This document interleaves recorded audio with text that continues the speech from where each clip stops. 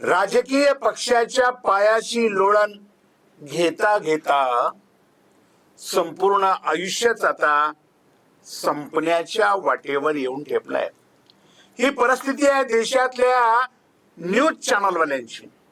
आणि या न्यूज चॅनलवाल्यांचे 1,00,000 कोटी रुपये, आकडा लक्षात घ्या, 1,00,000 कोटी रुपये दर वर्षाला डिजिटल माध्यमाने पळवलेले आहेत. आणि या मेनस्ट्रीम मीडियातल्या बड्या बड्या लोकांना हातावर तेल घालून किंवा हात चोळत बसण्याची अत्यंत वाईट वेळ आलेली. एक तर टीव्हीचा प्रेक्षक वर्ग पूर्णपणे ढासळला, वॉच टाइम पूर्णपणे ढासळला, जाहिरातीचा जो रेव्हेन्यू असतो वर्षाला मिळणारा त्याची ही वाट लागलेली आहे. काय अवस्था झाली आहे या गोदी मीडियाची, या चॅनलवाल्यांची, मोठमोठ्या गप्पा मारणाऱ्या, डिबेट करणाऱ्या लोकांची. मोदी के मोदी, मोदी दोन्ही मोदी, मोदी त्रिक मोदी म्हणणाऱ्यांची इतकी वाट लागली आहे मित्रांनो. त्या अत्यंत महत्वाच्या विषयावर आज मी बोलणार आहे. आपण सर्वांनी त्याकडे लक्ष द्यायचंय. एखाद्याच्या पायाशी किती लोळण घ्यावं हे आता तुम्हाला नक्कीच ठरवायचं आहे. नमस्कार, मी राजू पाटील आणि आपण पाहत आहे रिंगण लाईव्ह. मित्रांनो, अजूनही रिंगण हे आपलं एक जरा आगळं वेगळं चॅनल. आपण जर सबस्क्राईब केलं नसेल तर लगेच बटन दाबा आणि सबस्क्राईब करा. आपल्या आशीर्वादाची आम्हाला नितांत आवश्यकता आहे. बघा, टीव्ही एकेकाळी म्हणजे जेव्हा 2000 आपण 14 पासून बोलूया, 2014 या सालामध्ये टीव्ही म्हटलं की देशातलं सर्वात मोठं क्रेज असलेलं माध्यम होतं की नाही. अत्यंत प्रचंड वेगात चालणार, म्हणजे देशातल्या एकूण लोकसंख्येपैकी 70-75 ते 80-82% लोक प्रतिदिन टीव्ही बघत होते. प्रतिदिन टीव्ही बघायचे, टीव्हीचं आकर्षण असायचं. टीव्हीच्या बातम्या, टीव्हीचे कार्यक्रम, टीव्हीवरचे डिबेट शो हे सगळं बघत होते. आणि आता 2024 निघाला, 25 आला, 26 आला. आता टीव्ही म्हटलं की घरात केवळ एक शोपीस आहे. आणि शोपीस असूनही त्यावर न्यूज चॅनल्स नाहीयेत.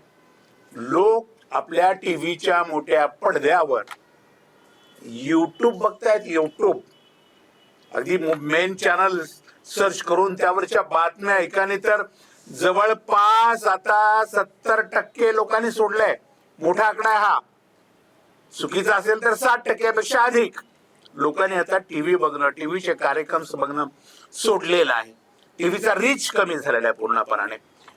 एकेकाळी ते 2014 साली प्रत्येक घरामधला प्रत्येक टीव्ही जवळ 3.5 तास सरासरी लोक पाहत होते. सरासरी एका दिवसामध्ये 3.5 तास प्रत्येक टीव्हीवरचा रीच असायचा.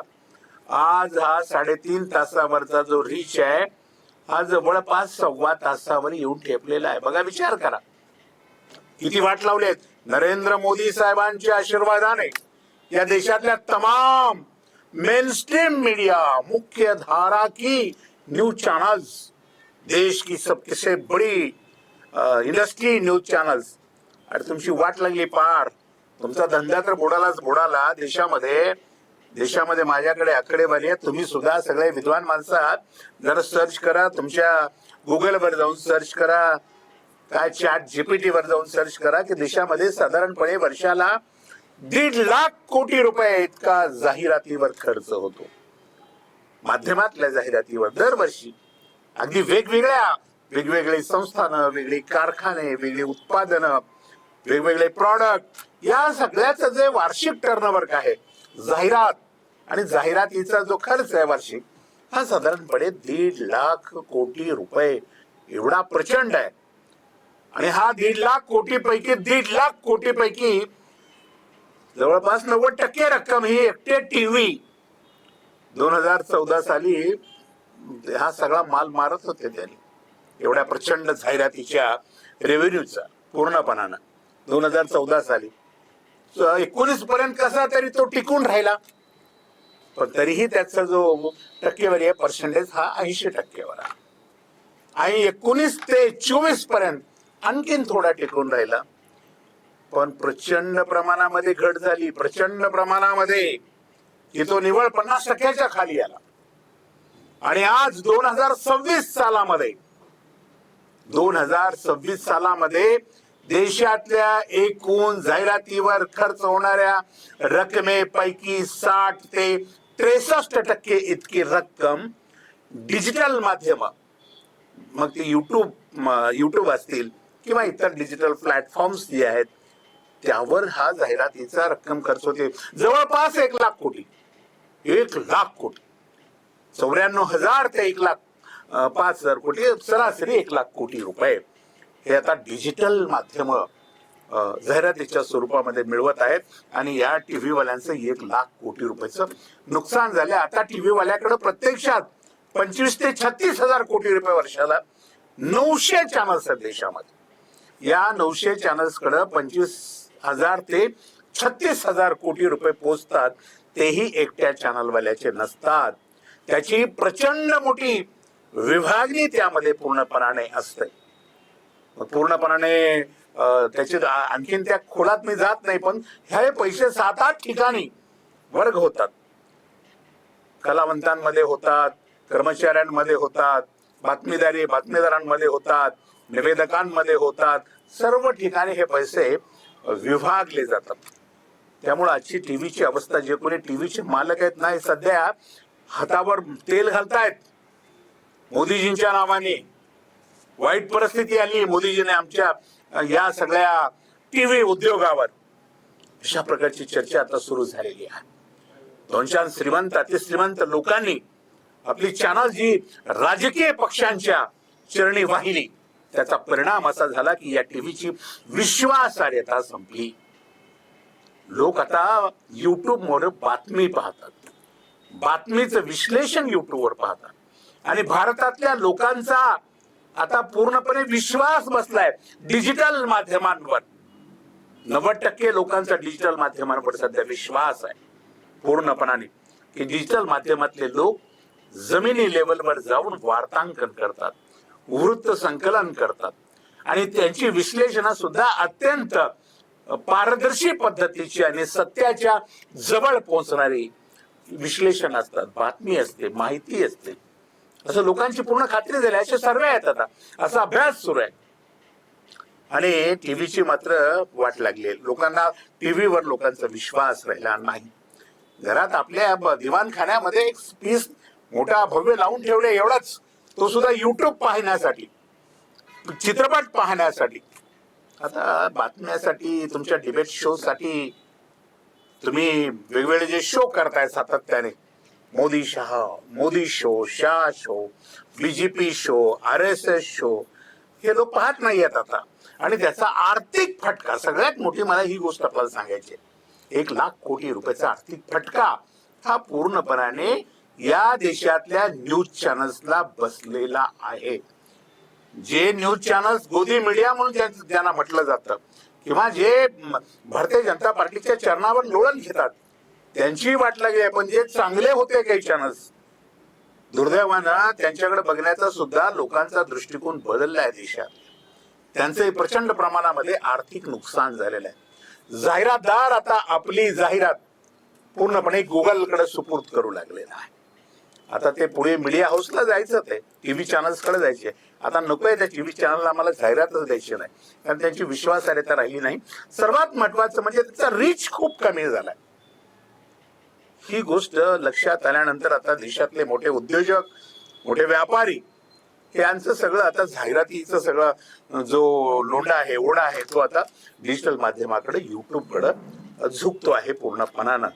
आणि यांचा कमी झालेला टीव्ही चॅनल वाल्या मंडळींचा. त्यामुळं यांचं भविष्य अत्यंत आर्थिक अडचणीत आलेलं आहे.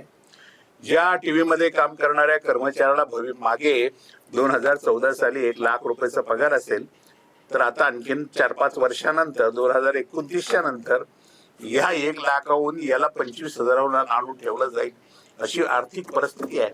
कालची एक करंट न्यूज आहे, का मोठ्या मीडिया हाऊसने देशातल्या आपल्या एकूण आस्थापनेमधले 120 कर्मचारी काढून टाकले पूर्णपणाने, अगदी काही न सांगता. याचं कारण दुसरं तिसरं काही नाही. या टीव्हीला नागरिक जाहिरात कोण देत नाही, जाहिरात दिलीच ते प्रेक्षक बघत नाही. अशी वाट या देशामध्ये आदरणीय पंतप्रधान देशाचे विश्वगुरु मोदीजींच्या नादाला लागून या सगळ्या मीडिया हाऊसवाल्यांची झालेली आहे. आणि युट्यूबवर डिजिटल माध्यमांवर लोकांचा विश्वास वाढलेला आहे. याचा अर्थ आता प्रत्येक युट्यूबर्सना जे की न्यूज या क्षेत्रामध्ये काम करतात, विश्लेषण या क्षेत्रामध्ये काम करतात, बातमीदारी या क्षेत्रामध्ये काम करतात, त्यांची ही जबाबदारी आहे की आपली सर्वांची वाढलेली ही जी विश्वासार्हता आहे, लोकांनी आपल्यावर विश्वास टाकलाय. युट्यूबला आलेली बातमी ही सत्याच्या जवळ पोहोचणारी आहे. हा जो विश्वास देशातल्या जनतेला निर्माण झालाय, हा विश्वास जपण्यासाठी तुम्हाला आणि मला अत्यंत प्रामाणिकपणे भविष्यामध्ये प्रयत्न करावे लागणार आहेत. आपला गोदी मीडिया होणार नाही. कुठल्या राजकीय पक्षाच्या पायापाशी जाऊन बसण्याची पाळी देशातल्या या डिजिटल माध्यमाला कधीच येणार नाही, याची काळजी सुद्धा आपण सर्वांनी भविष्यामध्ये घ्यावीच लागणार आहे. तर या देशातले लोक आपल्यावर विश्वास ठेवतील. लोकांनी आपल्यावर विश्वास ठेवला तर जाहिरातीचा आजचा 1,00,000 कोटीचा हा जो आकडा आहे तो भविष्यामध्ये 1,15,00,000 कोटीवर जाईल, 1,50,000 कोटीवर जाईल आणि आपली माध्यमं मोठी होती. आता टीव्हीचं काय वाट लागली, आता त्यांच्याबद्दल फार बोलायचं काही शिल्लक उरलेलं नाहीच आहे. म्हणजे टीव्हीच्या डिबेटला लोक काय म्हणतात सर्च करून बघा, मी सांगत नाही, कशाला बोलू मी माझ्या तोंडाने. टीव्हीवरचे डिबेट्स असतात ते तुम्हाला कसे वाटतात, लोकांची मग काय प्रतिक्रिया आहेत बघा पूर्णपणाने. तुम्ही जेमिनीला जाऊन विचारा, चॅट जीपीटीला जाऊन विचारा, गुगल सर्च करा, काय यांच्याबद्दल काय प्रतिमा या देशातल्या मेनस्ट्रीम मीडिया, काय शब्द आहे मेनस्ट्रीम मीडिया गडगडला हो, खाली आला. त्यांच्यापेक्षा आमच्यासारखे युट्यूबर खूप लांब आता गेलेले आहेत. लाखोचा रीच आहे, कोट्यवधीचा रीच आहे. काही युट्यूबर्स देशामध्ये 30-40 युट्यूबर्स असे आहेत की जे कधीच कुठल्या चॅनल ऐकत नाही. देशातलं नाव घेणार नाही मी, देशातल्या सर्वात मोठ्या चॅनलची एखादा कार्यक्रम देशभरातले प्रेक्षक 40 लाख 35 लाख पाहत असतील, सर्वात मोठा झाला तर 50 लाख पाहत असतील. तो युट्यूब मात्र 1.5 कोटी 2 कोटी पर्यंत जाऊन पोहोचायला लागलेला आहे. याचा अर्थ लोकांची विश्वासार्हता डिजिटल माध्यमावर युट्यूब कडे वाढलेली आहे. आणि या सगळ्या न्यूज चॅनल वाल्यांची देशातल्या वाट लागलेली आहे. अत्यंत महत्वाची बातमी, 1,00,000 कोटी रुपयाचा जो महसूल आहे हा डिजिटल माध्यमाकडे आलेला आहे. आणि 25 ते 35 हजार कोटी रुपयामध्ये देशातल्या 900 चॅनल्सना आणि त्यांच्या हजारो यंत्रणांना आपलं पोटपाणी चालवावं लागत आहे. या विषयावर तुम्हाला काय वाटतं जरूर कमेंट करा आणि पाहत रहा रिंगण लाईव्ह, आवाज महाराष्ट्राचा.